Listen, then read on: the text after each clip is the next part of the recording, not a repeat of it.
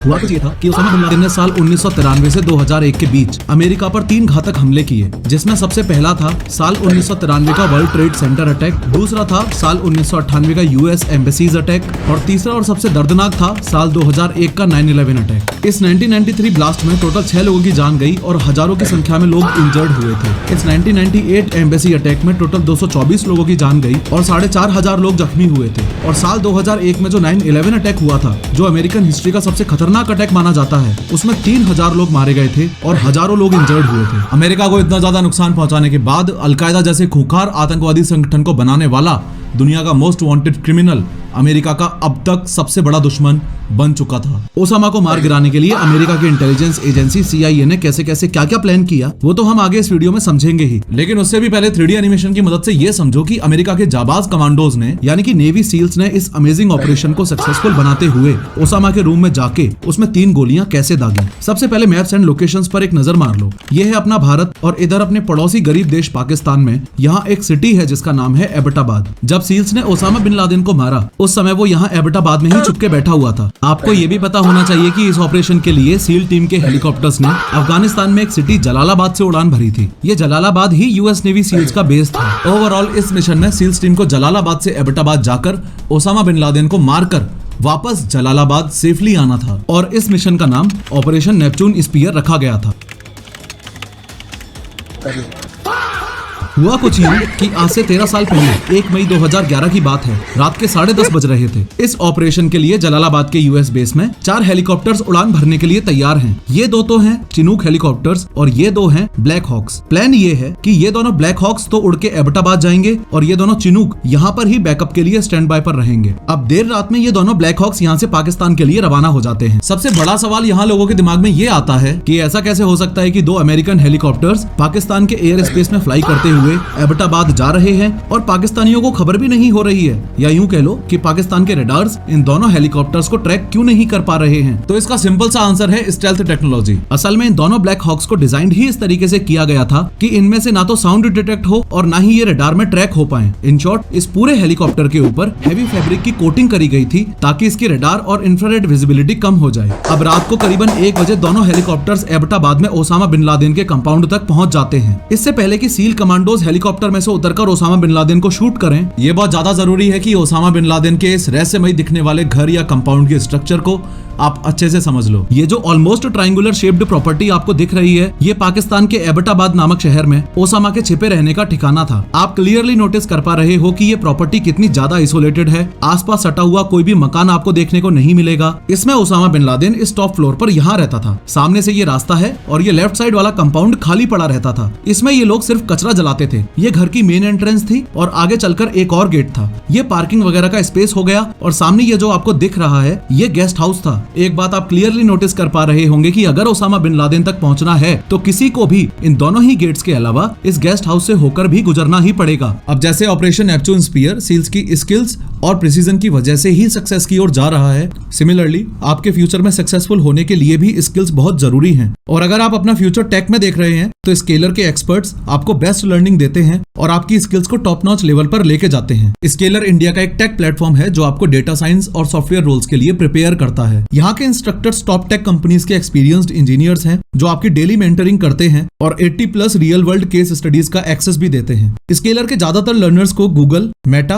Amazon, Zomato और Walmart जैसी बड़ी बड़ी कंपनीज में ऑलरेडी प्लेसमेंट मिल चुका है, जिनकी एवरेज सैलरी 126% तक बढ़ गई है। यहाँ के स्टूडेंट्स पूरे 365 डेज तक कोडिंग स्ट्रीक्स मेंटेन करते हैं और एक जबरदस्त लर्नर कम्युनिटी का हिस्सा बन जाते हैं। स्केलर आपको 1-on-1 मेंटरशिप भी प्रोवाइड करता है, जिससे आपके सारे पर्सनल डाउट्स क्लियर होते हैं और इंटरव्यू की बहुत स्ट्रॉन्ग प्रिपरेशन भी हो जाती है। और हाँ, स्केलर आपको 2 साल के लिए बिना किसी इंटरेस्ट के इजी EMI ऑप्शंस भी देता है। स्केलर का मिशन है इंडिया में वर्ल्ड क्लास सॉफ्टवेयर इंजीनियर्स बनाना, इसलिए आज ही स्केलर की free live master class join करें। लिंक डिस्क्रिप्शन में दिया गया है, क्लिक करो। बिल्कुल यहाँ पर आपको एक और गेट दिख रहा होगा, लेकिन ये गेट हमेशा लॉक्ड रहता था। उसके अलावा बालकनी वॉल्स हो या बाउंड्री वॉल्स, इस घर की सभी दीवारें बहुत ज्यादा ऊंची थी, जो अपने आप में एक डाउट क्रिएट करती थी। यहाँ राइट साइड वाले कंपाउंड में फल और सब्जियां उगाते थे और कुछ खाली जमीन भी पड़ी हुई थी। यहाँ गेस्ट हाउस के थ्रू अंदर जाने का एक रास्ता था। आगे चल के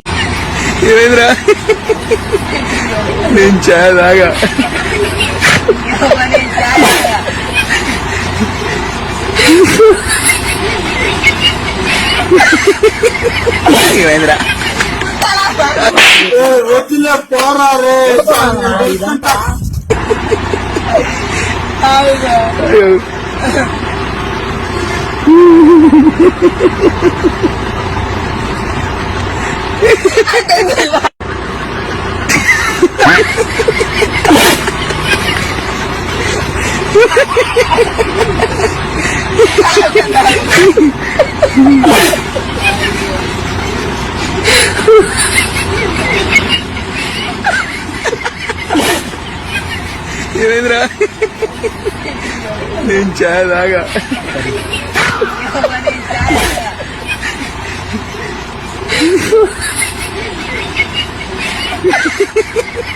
ఏమైందిరా వదిలే పోరా రే అయ్యో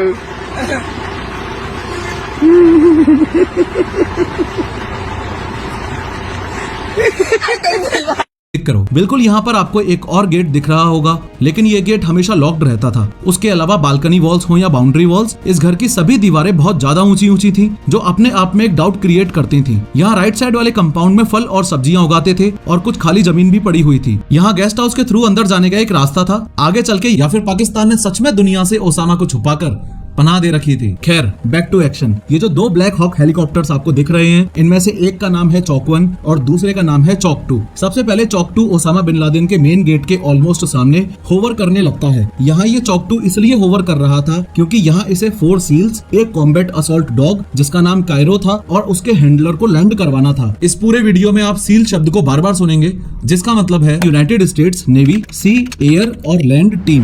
ये टीम स्पेशल मिशन को एग्जीक्यूट करने के लिए बनाई गई थी। देशी भाषा में आप ऐसे भी समझ सकते हो कि जब मैं सील शब्द का यूज कर रहा हूँ तो इसका मतलब मैं अमेरिका के बेस्ट कमांडोज की बात कर रहा हूँ। एनीवेज, इस बात को भी यहाँ ही समझ लो कि इस चॉक 2 हेलीकॉप्टर में टोटल 12 सील्स थे, एक डॉग था और एक डॉग हैंडलर था। सिमिलरली इस चॉक 1 हेलीकॉप्टर में भी 12 सील्स और थे, यानी टोटल 24 कमांडोज की टीम को ओसामा बिन लादेन की हत्या के लिए भेजा गया था। खैर, ओसामा बिन लादेन के सामने वाले रास्ते में कुछ बंदों को उतारने के बाद चॉक 2 हेलीकॉप्टर में अब जो बचे हुए सील्स हैं, उनको ये ओसामा बिन लादेन के रूम की छत पर लैंड करवा देता है। ये सब करने के बाद चॉक 2 का काम खत्म और अब चॉक 2 वापस अपनी इनिशियल पोजीशन पर चला जाता है और वहीं पर होवर करने लग जाता है। अब बारी है चॉक 1 हेलीकॉप्टर की। और पहले ही बता दूं कि चॉक 1 हेलीकॉप्टर के साथ में कुछ ऐसा हुआ था जो किसी सील कमांडो ने सपने में भी नहीं सोचा था।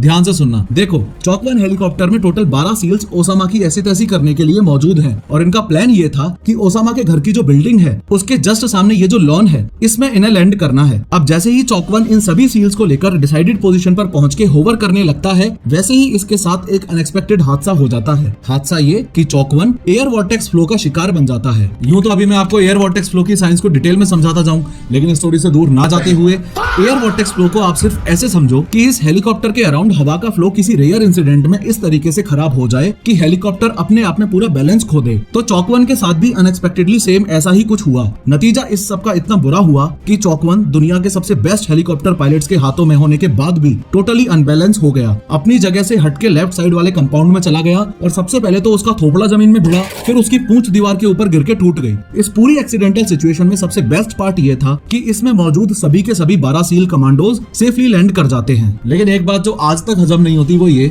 कि इतना बड़ा हादसा हुआ, पूरा का पूरा हेलीकॉप्टर जमीन और दीवार से लड़ मरा, लेकिन ओसामा और उसके चेले चपाटे जो उस घर में मौजूद थे वो पता नहीं कौन से घोड़े बेच के सोए थे, कोई हरकत ही नहीं हो रही थी।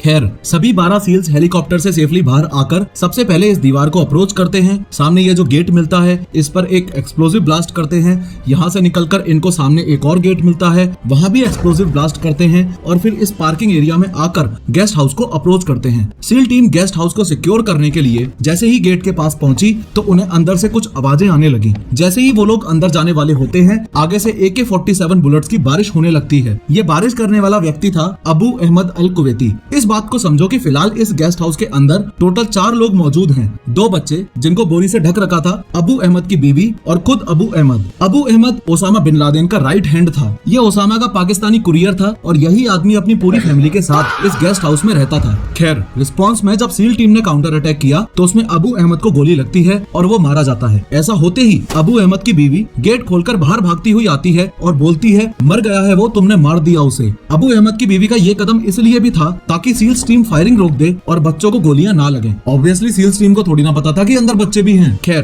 फिलहाल के लिए सील्स अबू अहमद की बीवी को बंदी बना लेते हैं और आगे ऑपरेशन को कंटिन्यू करते हैं। लेकिन एक बात और, अब सील्स को एक्स्ट्रा केयरफुल रहना था क्योंकि हो सकता था कि मेन घर के अंदर भी बच्चे हों। फर्दर गेस्ट हाउस को सिक्योर करने के बाद में कुछ सील्स मेन बिल्डिंग की तरफ बढ़ने लगते हैं और कुछ सील्स इधर आकर ये वाला गेट भी अंदर से ओपन कर देते हैं ताकि रिमेनिंग सील्स भी पूरे एरिया को सिक्योर करते हुए अंदर आ पाएं। अब फाइनली सभी सील्स ओसामा बिन लादेन को मारने के लिए मेन बिल्डिंग की तरफ भागने लगते हैं। जैसे ही मेन बिल्डिंग के ग्राउंड फ्लोर में सील्स एंटर करते हैं तो सामने अबरार दिखता है। अब यहाँ ग्राउंड फ्लोर में जो लोग थे उनको भी समझ ही लो। यहाँ मेन बिल्डिंग के ग्राउंड फ्लोर में एक तो अबरार मौजूद था, अबरार की बीवी थी और कुछ बच्चे थे। ये अबरार उस बंदे का छोटा भाई था जिसको जस्ट अभी गेस्ट हाउस में सील टीम ने मार गिराया, यानी कि अबू अहमद। खैर, अबरार को देखते ही जैसे ही सील टीम ने फायरिंग शुरू की वैसे ही उसकी बीवी सामने कूद पड़ी और स्टार्टिंग की सभी गोलियां उसकी बीवी को लग जाती हैं और वो मर जाती है। यहाँ एक बात का ये भी ध्यान रखना है कि सील्स टीम को एकदम क्लियर इंस्ट्रक्शंस थे कि इस पूरे ऑपरेशन नेपच्यून स्पीयर में किसी भी मासूम जान या यूं कह लो कि किसी भी बच्चे या महिला की जान नहीं जानी चाहिए। लेकिन अब खरबूजा ही छुरी पर आकर गिरे तो बेचारे सील्स भी क्या कर सकते हैं। एनीवेज, बीवी के मरते ही सील्स ने अबरार को भी गोलियों से भून दिया और उसका भी दी एंड कर दिया। अब इस ग्राउंड फ्लोर पर जो बच्चे बचते जा रहे थे उनसे रिलेटेड आपको ये बात याद रखनी है कि चाहे वो स्टार्टिंग वाले गेस्ट हाउस में से हो या फिर इस मेन बिल्डिंग के ग्राउंड फ्लोर से, सभी बच्चों को सील्स एक जगह सेफ जोन में इकट्ठा करते जा रहे थे। अब आगे बढ़ते हुए सील्स फर्स्ट फ्लोर की तरफ जाने लगते हैं। फर्स्ट फ्लोर पर ओसामा का सगा बेटा मौजूद था जिसका नाम था खालिद। अब खालिद को जिस तरीके से सील्स टीम ने मारा उसकी स्टोरी बहुत ही इंटरेस्टिंग और फन है,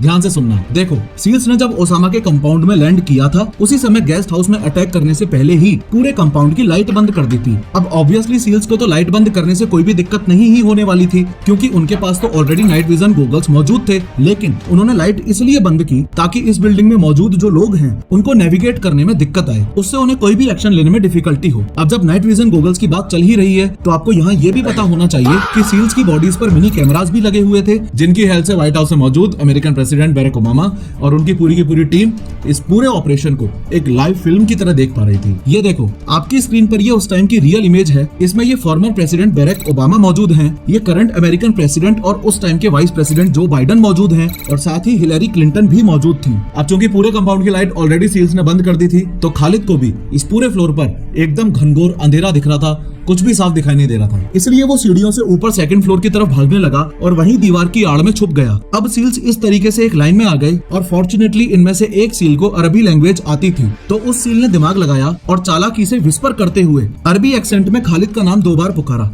खालिद खालिद। और खालिद ने झांक के देख भी लिया। जैसे ही उसने दीवार से झांक के देखा वैसे ही सील्स ने उसे भी निपटा दिया। यहाँ फर्स्ट फ्लोर पर एज पर रिकॉर्ड कोई भी लेडी मौजूद नहीं थी लेकिन बच्चे काफी सारे मौजूद थे तो सील्स ने बच्चों को सिक्योर किया और फर्दर सेकंड फ्लोर की तरफ मूव करने लग गए। यहाँ अब आगे बढ़ने से पहले ये बिल्कुल भी मत भूलना कि इस पूरे कंपाउंड को सिक्योर करने के लिए इस मोमेंट पर मेन बिल्डिंग के ऊपर भी और गेस्ट हाउस के ऊपर भी स्नाइपर्स मौजूद हैं। अब सवाल यहाँ पर यह आता है कि ओसामा बिन लादेन को छोड़कर सील्स टीम ने इस पूरे कंपाउंड में ऑलरेडी सबको मार ही दिया है तो एग्जैक्टली इस कंपाउंड को सिक्योर करना किससे है? तो इसका आंसर है पाकिस्तानी आर्मी से। असल में हुआ ये था कि इस ऑपरेशन नेपच्यून स्पीयर की पाकिस्तानियों को बिल्कुल भी खबर नहीं थी और ये जोखिम भरा मिशन बिना पाकिस्तानी गवर्नमेंट को इन्फॉर्म किए ही एग्जीक्यूट हो रहा था। लेकिन at the same time American को और सील्स को ये डर था कि अगर पाकिस्तानी आर्मी को इस मिशन के बारे में कुछ भी पता चलता है तो वो ओसामा के कंपाउंड तक पहुँच के कोई ना कोई स्टेप तो जरूर ही लेंगे, क्योंकि कितनी बड़ी बेइज्जती की बात है ना कि अमेरिकन कमांडोज तुम्हारे देश पाकिस्तान में घुस जाएं, इतना बड़ा मिशन सक्सेसफुल भी कर लें और ओसामा को तुम्हारी नाक के नीचे से उठा के भी ले जाएं और पाकिस्तान को भनक भी ना हो तो ये तो पाकिस्तान का मोय मोय हो जाएगा। इसलिए सील्स ने कंपाउंड पर नजर रखी हुई थी और सिर्फ इतना ही नहीं, ऐसी किसी अनहोनी के लिए जहां से ये सील्स टीम आई थी यानी कि जलालाबाद अफगानिस्तान में अमेरिका का वो बेस जहां वो चिनूक हेलीकॉप्टर स्टैंड बाय पर खड़े हुए थे, उनमें भी already 79 commandos, extra fuel, reinforcement और बहुत सारा हथियार बैकअप के लिए रेडी रखा हुआ था। एनीवेज, वो पल फाइनली आ ही गया जिसका आपको बेसब्री से इंतजार था और आपसे ज्यादा अमेरिकन को। सील्स टीम जैसे ही सेकंड फ्लोर पर पहुंचती है तो देखती है कि ओसामा बिन लादेन अपनी दोनों बीवियों के पीछे छुपने की कोशिश कर रहा था और सील्स टीम की तरफ उनको धकेल रहा था। यहाँ उसकी बीवियां भी गोली ना चलाने की गुहार कर रही थी लेकिन in a snap of movement seals ने मौका मिलते ही हेडशॉट लिया और 2 गोलियां ओसामा के सिर में दाग दी। गोली लगते ही ओसामा बिन लादेन चित्त पड़ा हुआ था। ओसामा की ये हालत देख उसकी बीवियां उसके मृत शरीर से लिपट जाती हैं। सील टीम आगे बढ़ते हुए ये कंफर्म करने की कोशिश करती है कि ये ओसामा बिन लादेन ही था। इतना बड़ा आतंकवादी था, क्या पता यहाँ पे कोई अपना बहरूपिया प्लांट कर रखा हो कि नहीं। सील टीम ने ओसामा की दोनों बीवियों को साइड करके उनको डराते धमकाते हुए ये पूछा कि क्या ये ओसामा बिन लादेन ही था, लेकिन काफी कोशिशों के बाद भी दोनों बीवियों ने मुंह नहीं खोला। उसके बाद सील्स को वहाँ से एक 12 साल की बच्ची गुजरती हुई दिखाई दी। सील्स ने उस बच्ची को पकड़ा और उससे पूछताछ करने के लिए उसको साइड के एक रूम में ले जाने लगे। तभी दोनों में से ओसामा की एक बीवी घबरा गई और जोर जोर से चिल्लाने लगी। दूसरी तरफ बच्ची से पूछताछ के दौरान उस बच्ची ने मुंह खोला कि ये ही ओसामा है। उसके बाद घबराती हुई बीवी ने भी बोला कि बच्ची को छोड़ दो, मैं बताती हूँ, हाँ ये ही ओसामा बिन लादेन है। जैसे ही सील्स को इस बात की कंफर्मेशन मिली, उन्होंने vice admiral William H McRaven को सैटेलाइट फोन से कंफर्मेशन देते हुए कहा, Geronimo Geronimo Geronimo, for God and country I pass Geronimo. ये इस पूरे मिशन का कोड वर्ड था। जेरोनिमो यानी कि ओसामा मारा गया। वाइस एडमिरल मैक्रेवन ने वापस कंफर्म करते हुए पूछा, विच वन? इसके जवाब में सील ने कहा, जेरोनिमो EKIA यानी enemy killed in action. Finally white house में बैरक ओबामा की खुशी का ठिकाना ही नहीं था। मगर असली मजा तो आपको अब आगे आएगा जब मैं स्टेप बाय स्टेप ओसामा को ट्रैक करने की कहानी आपको सुनाऊंगा। साल 2001 में ओसामा ने 9/11 अटैक किया था और 2011 में ओसामा अमेरिका के हाथ लगा। इन 10 सालों में ओसामा बिन लादेन को ट्रैक करने की कहानी बहुत ही ज्यादा रोमांचक है, वो तो हम इस वीडियो में समझेंगे ही। साथ ही 3D एनिमेशन की हेल्प से ये भी देखेंगे कि सील्स को उसके कमरे से ऐसा क्या सामान मिला जिसे देखकर उनके होश उड़ गए और ओसामा बिन लादेन को जमीन में ना गाड़कर समुद्र में ही क्यों दफनाया गया था। लेकिन हर बार की तरह शुरू से शुरू करते हैं। बात आज से 67 साल पहले 1957 की है। सऊदी अरेबिया की जो कैपिटल है, जो वहाँ की सबसे बड़ी सिटी भी है, जिसको लोग रियाद नाम से जानते हैं, जहाँ मक्का मदीना भी स्थित है, वहाँ 10 मार्च 1957 को जन्म होता है ओसामा बिन लादेन का। ओसामा बिन लादेन के पिता ने टोटल 22 शादियां की थी और उसके 54 बच्चे थे। ओसामा बिन लादेन उन 54 में से 17वें नंबर का बच्चा था। टोटल 22 में से ओसामा बिन लादेन की माँ ये थी, और क्योंकि ओसामा के मरने के बाद इनका एक इंटरव्यू वायरल हुआ था जिसमें इन्होंने क्लेम किया था कि कॉलेज से पहले ओसामा बहुत शरीफ और धार्मिक स्वभाव का लड़का था। हमने तो उसको साल 1994 में ही डिसोन कर दिया था जब उसके विचार कट्टर इस्लामिक एक्सट्रीमिस्ट बन गए थे, लेकिन कॉलेज में जाकर ही वो गलत संगत की वजह से बिगड़ा। जिस ओसामा को पूरी दुनिया एक खूंखार टेररिस्ट के नाम से जानती है, ये देखो उस बंदे का एक ये रूप भी है।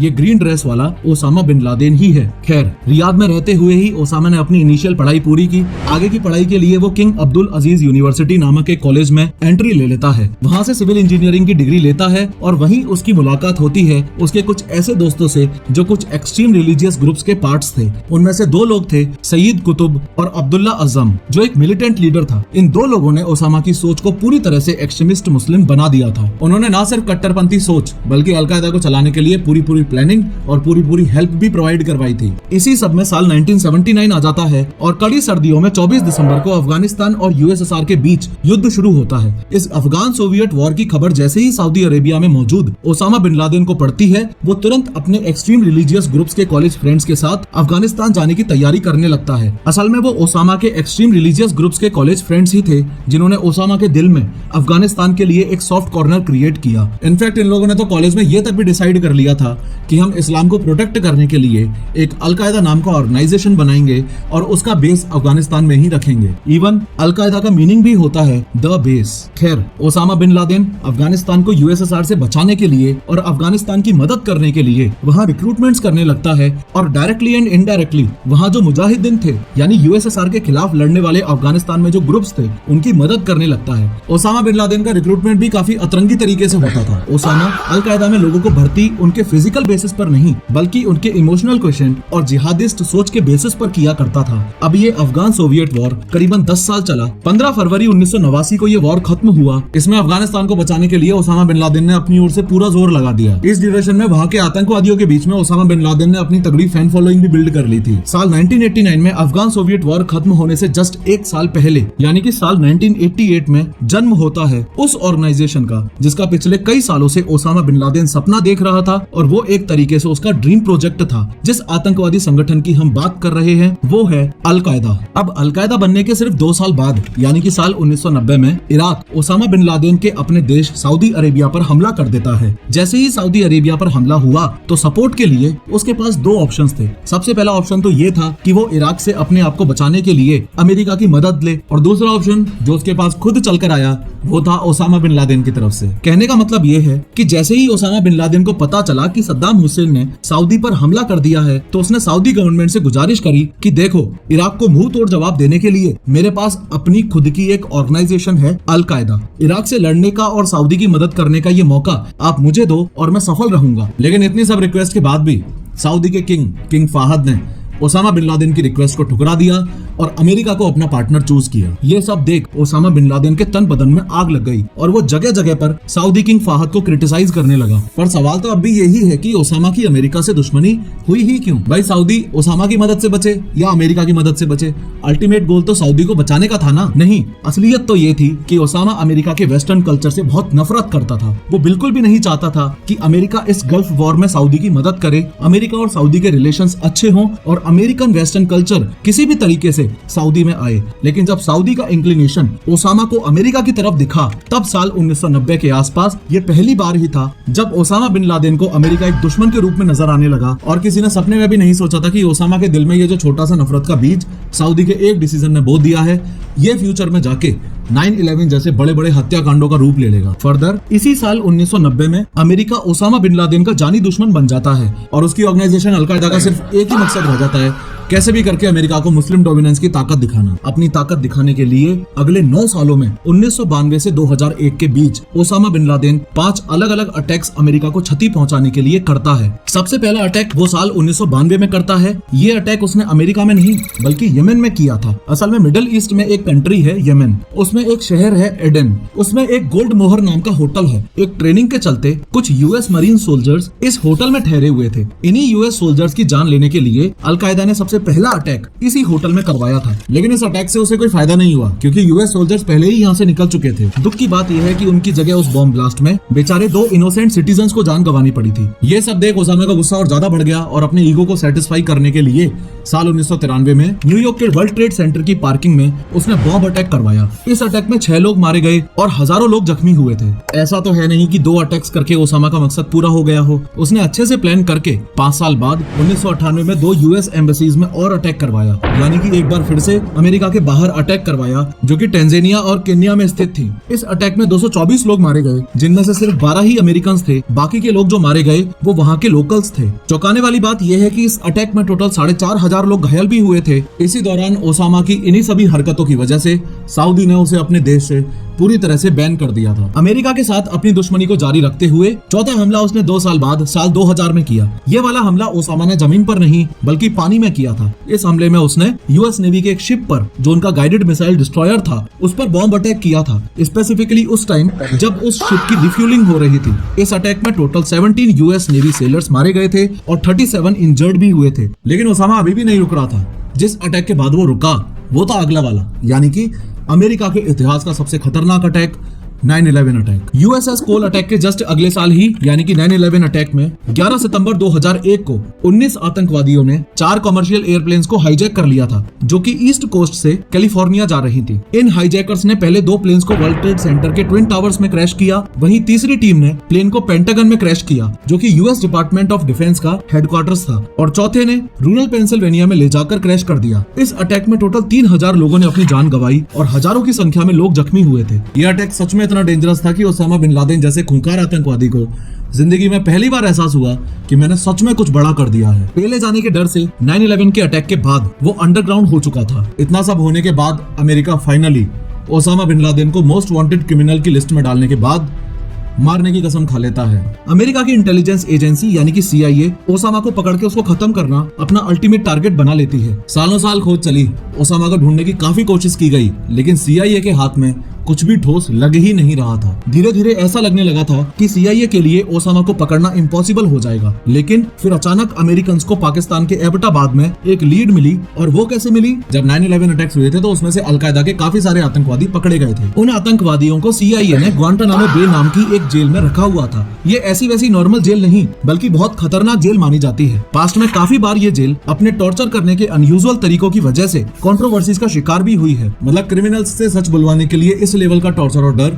जैसे किसी ने सच में शरीर में हाथ डाल के आत्मा बाहर निकाल ली हो। अमेरिकन एजेंसीज को सबसे पहला क्लू यहीं से मिला। जैसा मैंने बताया, इस डिटेंशन कैंप में अल कायदा के काफी सारे आतंकवादी थे, तो उनमें से एक आतंकवादी के मुंह से एक नाम निकला और वो था अबू अहमद अल कुवैती। होपफुली आप भी इस नाम को सुनते ही कुछ रिमाइंड कर पा रहे होंगे। बिल्कुल सही, हाँ वही बंदा जिसकी अभी हमने थोड़ी देर पहले ही बात की थी, जिसको सील्स ने गेस्ट हाउस में बंद दरवाजे के थ्रू गोलियों से भून दिया था, जो कि ओसामा का पाकिस्तानी कुरियर था और उसका राइट हैंड भी था। इसी के पीछे लग के अमेरिकन ने इसकी लोकेशन को ट्रेस किया और वहां से उन्हें एबटाबाद पाकिस्तान का क्लू मिला। बस फिर क्या था, एक के बाद एक सारे पजल के पीसेस अपने आप जुड़ने लगे और CIA को फाइनली उस लोकेशन या उस कंपाउंड का पता चल गया जहां पॉसिबली कुछ % चांसेस थे कि उसका जानी दुश्मन बैठा हो। और CIA की इंफॉर्मेशन के हिसाब से ये कंपाउंड साल 2004 में बना था। यहाँ इस बात को बिल्कुल भी मत भूलना कि अभी सिर्फ अहमद अल कुवैती का पता चला है, ओसामा बिन लादेन का नहीं। और इससे पहले कि CIA यहाँ ऑपरेशन करने के लिए कोई स्टेप ले, उसे ये भी पता चलना चाहिए कि ओसामा बिन लादेन सच में इस घर में रहता भी है कि नहीं। तो ओसामा की प्रेजेंस का पता लगाने के लिए CIA ने इस कंपाउंड की रेकी करना शुरू कर दी, अच्छे से नजर रखने के लिए और 24 घंटे प्रॉपर ऑब्जर्वेशन के लिए CIA ने एबटाबाद में घर ही ले लिया था। ये साल 2010 की बात है। इस साल में पूरे 5 महीने तक CIA ने ओसामा के कंपाउंड की रेकी की। उनकी कुछ मेजर ऑब्जर्वेशंस में से एक ये बहुत इंपॉर्टेंट पॉइंट था कि अबू अहमद जब भी बाहर से आता तो गेस्ट हाउस तक ही रुक जाता था और यहाँ ही रहता था, मेन बिल्डिंग तक वो कभी जाता ही नहीं था। तो CIA को एक शक ये भी हुआ कि कहीं ऐसा तो नहीं कि मेन बिल्डिंग में ओसामा रहता है और अबू अहमद उसकी रक्षा के लिए गेस्ट हाउस में रहता है। दूसरा शक CIA को ये हुआ कि इस लोकेलिटी के बाकी के घरों के कंपैरिजन में इस कंपाउंड की दीवारों की लंबाई हद से ज्यादा थी। ये सामने वाली बाउंड्री वॉल की हाइट 10 फीट और इन 3 दीवारों की हाइट 13 फीट, 18 फीट और 12 फीट थी। तीसरा शक CIA को ये हुआ कि इस कंपाउंड में से कोई अंदर बाहर जाता ही नहीं है। बहुत ही रेयर केस में अबू अहमद को बाहर आते जाते हुए देखा गया था। चौंकाने वाली बात ये थी कि ये लोग अपना कचरा भी अंदर ही इस लेफ्ट वाले कंपाउंड में जलाया करते थे। आसपास की जमीनें भी खाली मिली। इसके अलावा खिड़कियों पर मोटे मोटे पर्दे लगाना। और हाँ, ऐसा कौन सा घर होगा जहाँ रोशनदान नहीं मिलता। और तो और अपनी बालकनी की दीवार 7 फीट की कौन करवाता है भाई। ओसामा बिन लादेन अपने कमरे से निकलकर जब बालकनी में टहलने आया करता था तो ताकि उस समय वो किसी को दिख न जाए, इसलिए उसने बालकनी की दीवार को 7 फीट तक चढ़ा रखा था। बस इन्हीं कुछ ऑब्जर्वेशंस की बदौलत CIA का शक यकीन में बदल गया और CIA को ऐसा लगने लगा कि हो सकता है कि इस मेन बिल्डिंग में ओसामा रहता ही है। इस आधे अधूरे एहसास को पूरे विश्वास में बदलने के लिए CIA ने एक प्लान बनाया। प्लान ये बनाया कि डॉक्टर शकील अफरीदी नाम से एक डॉक्टर को और उसकी नर्स को फेक वैक्सीनेशन कैंप के नाम पर उस घर के अंदर भेजा जाए। ये डॉक्टर और नर्स प्लान के तहत अंदर जाते हैं, वैक्सीन वगैरह का काम कर देते हैं। साथ में CIA के लिए एक ये भी गुड न्यूज लेके आते हैं कि ये बात तो कंफर्म्ड है कि ओसामा वहीं उस घर में ही रहता है। अब देखा जाए तो ये डॉक्टर अमेरिकन एजेंसीज के लिए तो हीरो है, लेकिन पाकिस्तान के लिए ये विलेन बन गया था, क्योंकि ऑपरेशन नेपच्यून स्पीयर जब सक्सेसफुली कंप्लीट हो गया था और सब कुछ होने के बाद पाकिस्तान सरकार को जब ये पता चला था कि इस डॉक्टर ने पाकिस्तान के खिलाफ गद्दारी की थी, तो इस डॉक्टर को 23 साल के लिए जेल में डाल दिया गया था और ये आज भी उस जेल में ही है। ऐसा नहीं है कि अमेरिकन एजेंसीज ने उसे जेल से बाहर निकालने की कोशिश नहीं करी, कोशिश की थी, लेकिन पाकिस्तान तो पाकिस्तान है। खैर,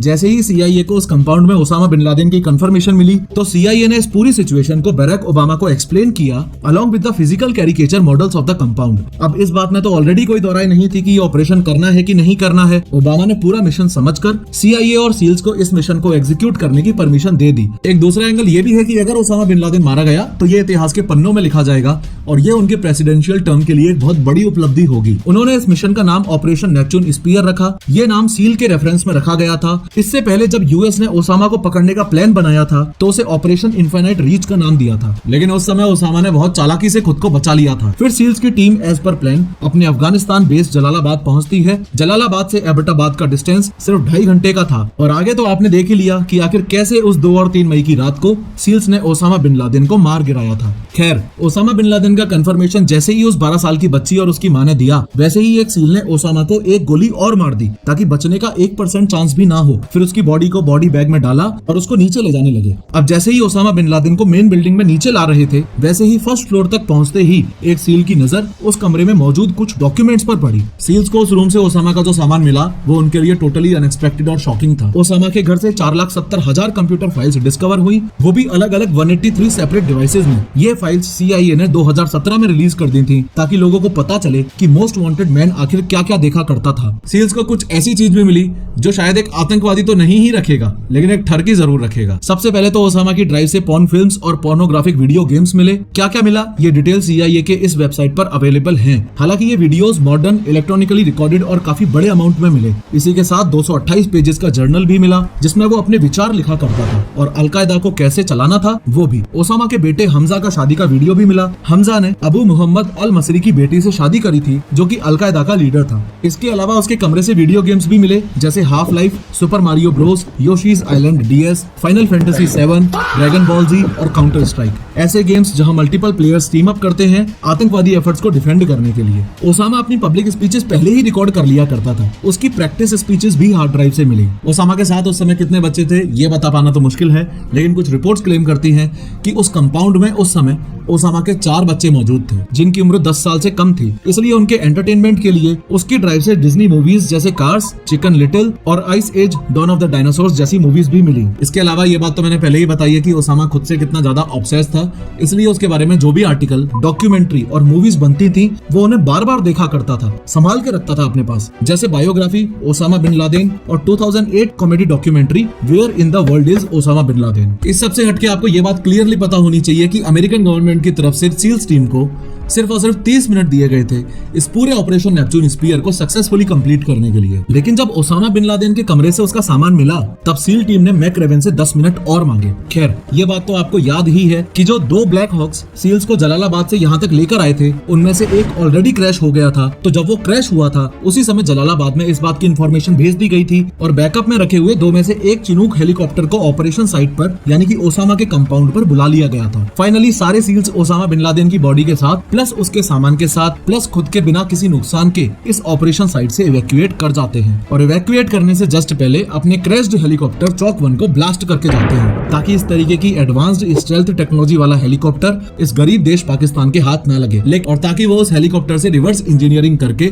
वैसी कुछ टेक्नोलॉजी चुरा ना ले। लेकिन ब्लास्ट के बावजूद भी हेलीकॉप्टर का टेल पार्ट वही रह जाता है जिसकी ये कुछ असली इमेजेस जो अगले दिन पाकिस्तानी मीडिया में दिखाई गई थी वो आप अपनी स्क्रीन पर देख पा रहे हो। 100 बात की एक बात यह है कि finally operation Neptune Spear successful हुआ, लेकिन एक बड़ा ही विचित्र सवाल जो अभी तक आप लोगों के मन में घर बनाकर बैठा हुआ है वो ये है कि अमेरिका ने ओसामा बिन लादेन को जमीन में ना दफनाकर आखिर समुद्र में ही क्यों दफनाया था। दरअसल असलियत तो ये है कि ओसामा की बॉडी को दफनाना यूएस के लिए एक बहुत बड़ा चैलेंज बन गया था। लेकिन क्यों एक आतंकवादी की बॉडी को दफनाने के लिए इतना ज्यादा लोड लेना क्यों है? ऐसे वैसे इंसान की बॉडी होती तो बात अलग थी, लेकिन ये बॉडी थी ओसामा बिन लादेन की, इसलिए यूएस को काफी तरह से सोचना पड़ा। एक तरीका था क्रिमेशन का यानी कि जलाने का। इससे ओसामा की बॉडी किसी के हाथ नहीं आ पाती क्योंकि जल जाने पर कुछ बचेगा ही नहीं, और जब कुछ बचेगा ही नहीं तो लोगों के पास मेमोरियलाइज करने के लायक भी कुछ नहीं बचेगा। लेकिन क्रिमेशन यानी कि बॉडी को जलाना इस्लाम में इलीगल है। यूएस ने एक बात सोच रखी थी कि बिना किसी के रिलीजियस थॉट्स को हर्ट करे हमें इसकी बॉडी ठिकाने लगानी होगी ताकि किसी के पास कुछ बोलने के लिए बचे ही ना। दूसरा ऑप्शन था बेरियल का यानी कि दफन करने का। अब इस केस में यूएस ने सोचा कि इसे जहां से पकड़ा है वहीं बरी किया जाए तो, लेकिन ओसामा के सारी एक्टिविटीज का पाकिस्तान को कुछ पता ही नहीं था, इसलिए वो उसकी बॉडी क्लेम ही नहीं करेगा। अफगानिस्तान की बात करें तो शायद अफगानिस्तान एक बार के लिए मान भी जाएगा क्योंकि किसी जमाने में ओसामा वहां का हीरो था, लेकिन अब वहां यूएस अलाइंड गवर्नमेंट बन गई थी जो कि ओसामा के सपोर्टर से लगातार लड़ रही थी। ऐसे में उसे अफगानिस्तान में दफनाना सही नहीं होगा ताकि लोग उसे वापस निकालकर उसका मकबरा ना बना ले, ठीक वैसे ही जैसे सद्दाम हुसैन का मकबरा उसके बर्थ प्लेस पर बना हुआ है और उसके फॉलोअर्स आज भी उसे पूजने जाते हैं। उसी को अवॉइड करने के लिए यूएस को एक ऐसे ऑप्शन की जरूरत थी जो कि हर तरह से सेफ हो। एक ऑप्शन ये था कि ओसामा को अगर उसकी जन्मभूमि के हवाले करें तो, यानी सऊदी अरेबिया को सौंप दे तो। अरे भूल गए क्या, ओसामा तो ऑलरेडी सऊदी में बैन था। अब यूएस के पास उसे समुद्र में बरी करने के अलावा और कोई ऑप्शन नहीं दिख रहा था, इसलिए उसे यूएसएस कार्ल विंसन में ले जाया गया जो कि एक यूएस एयरक्राफ्ट कैरियर है। क्योंकि ओसामा खुद एक रिलीजियस आदमी था तो उसका बरियल भी इस्लामिक ट्रेडिशन के हिसाब से ही होना चाहिए था, और इस्लामिक रिलीजन के अकॉर्डिंग मरने के 24 घंटे के अंदर अंदर बॉडी को दफन कर देते हैं, इसलिए उसे जल्द से जल्द यूएस एयरक्राफ्ट कैरियर में पहुंचाया गया। क्योंकि ओसामा की बॉडी को पहले आइडेंटिफिकेशन के लिए अफगानिस्तान लेकर गए थे